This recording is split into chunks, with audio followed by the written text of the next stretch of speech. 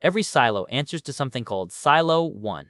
Most residents who even know that phrase probably picture it as some kind of untouchable command center, run by people who have every answer and none of the doubts everyone else is drowning in. That's not actually what the evidence shows. Once you put together everything the show and its source material have confirmed, the real picture turns out to be a lot messier and a lot more dangerous than the myth. Let's start simple. Silo 1 is the control silo. It watches over all 51 silos, including Juliet's own. Inside it, there's a hidden vault, and Lucas Kyle is the one who actually finds it, at the bottom of a tunnel nobody's supposed to know exists.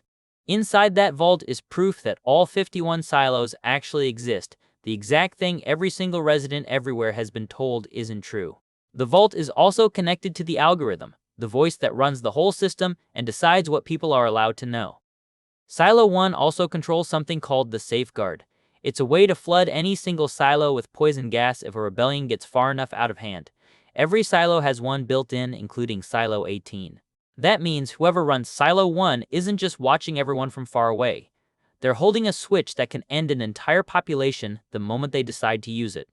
Now let's talk about a man named Salvador Quinn, since he's the clearest example of an actual person running Silo 1's authority.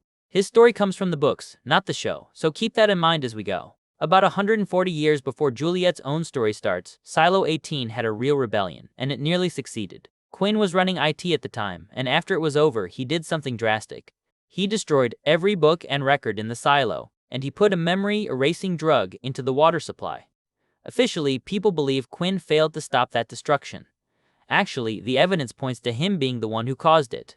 So the very first time Silo 1's authority ever got tested at real scale, one single person handled it by wiping out an entire population's memory instead of just being honest with everyone. Even the way time itself gets measured traces back to that same event. The rebellion gets counted as year 0, and everything since is dated forward from that one point. That means every person alive in any silo today has spent their whole life inside a calendar Silo 1 itself created, built around the exact crisis Quinn's purge was designed to erase from memory. Thurman is a completely different person from Quinn, from a much earlier time, the actual founding of the silos. He was one of the senators who helped build this whole system in the first place. His reasoning was that a nanobot weapon was going to destroy the world anyway, so poisoning the surface first was the least destructive option available.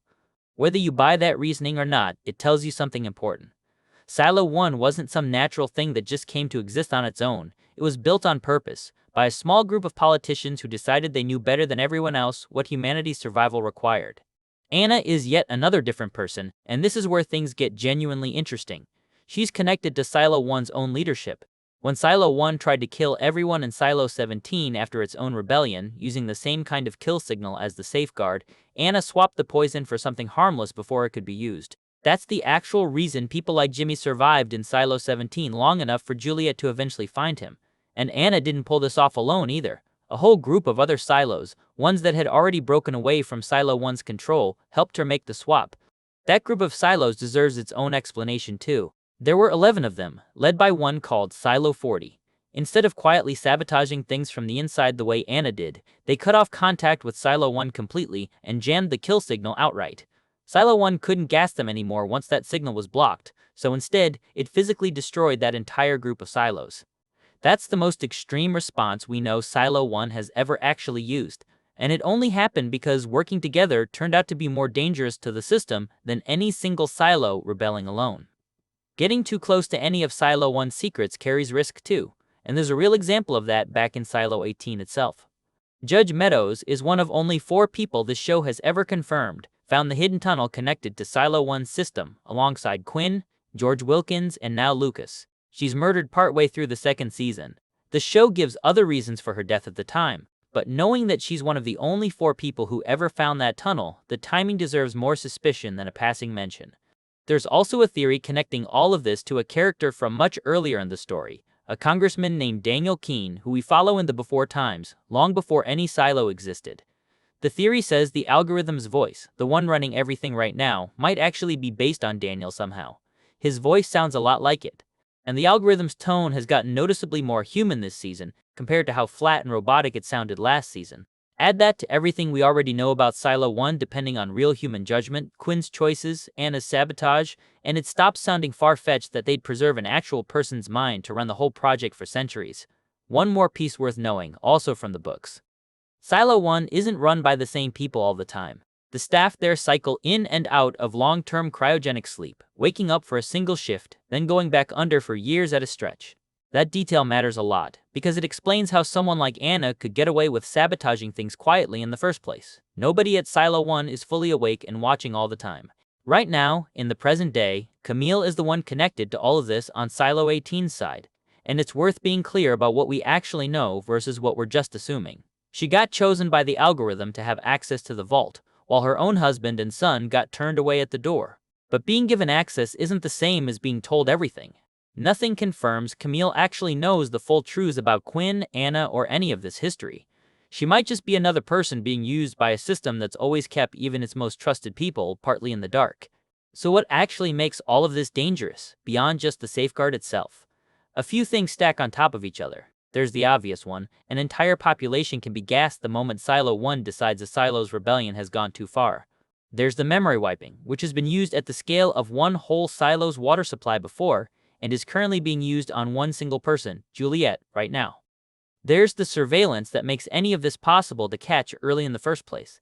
And there's the fact that getting too close to the truth, the way Judge Meadows apparently did, seems to carry a real risk of ending up dead. None of these dangers require Silo 1 to be evil in some cartoonish way either.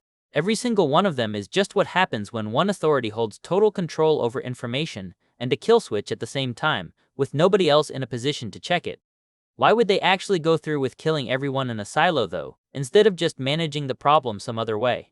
The logic, based on everything confirmed so far, comes down to a trade. If the truth ever gets out in one silo, and that population starts acting on it, trying to reach another silo, trying to leave, telling people what they've learned, that's not just a problem for those 10,000 people anymore.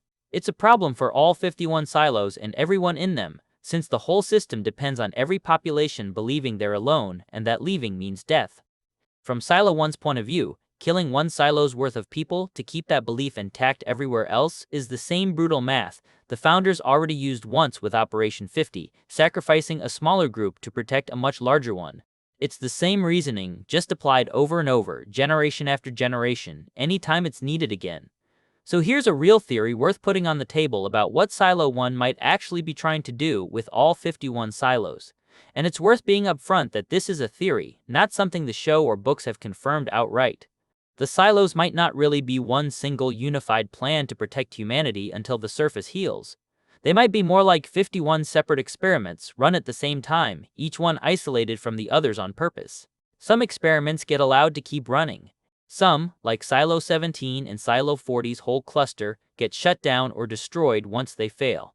If that's actually what's happening, Silo 1 isn't just a protector waiting out a timer. It's closer to an evaluator, deciding which version of human society, which set of rules, which amount of control, actually produces a population stable enough to eventually be trusted with the truth. That would explain why there are 51 silos instead of just one giant shelter, why some get sacrificed without much apparent hesitation, and why the whole system still hasn't moved toward telling anyone the truth even after 300 years. The experiment might simply still be running. None of this stays contained to history either. The exact same authority that got beaten by Silo 40 and quietly worked around by Anna is the one deciding Juliet's fate today, whether Bernard stays hidden, whether Lucas gets caught before he can do anything with what he knows. If history repeats itself here, the thing most likely to actually save either of them probably isn't some clever plan to outsmart the whole system from outside. It's someone already inside that system quietly working against it, the same way Anna did before. There's also plenty we genuinely don't know yet, and it's worth being upfront about that instead of pretending otherwise. We don't know if the algorithm is really a machine, a preserved human mind, or something in between. We don't know why there are 51 silos instead of the 50 everyone, including Bernard, originally assumed. We don't know if Silo 1 today still runs the way it did back when Quinn and Anna were around, or if something's changed since then. And we don't know if the experiment theory above is actually right, or just the most convincing shape the evidence happens to make right now. It's easy to talk about theories like this as if they're settled facts, and they genuinely aren't. Put all of this together and the real Silo 1 looks nothing like the untouchable, all-knowing machine most people probably imagine. It's already failed once, against 11 silos working together instead of one alone. It's been quietly sabotaged from the inside more than once too, by people it trusted completely with its own authority. And it depends entirely on individual humans, half asleep most of the time, choosing not to abuse the power they've been handed. Every silo out there assumes Silo 1 has everything completely under control. Everything we actually know says otherwise.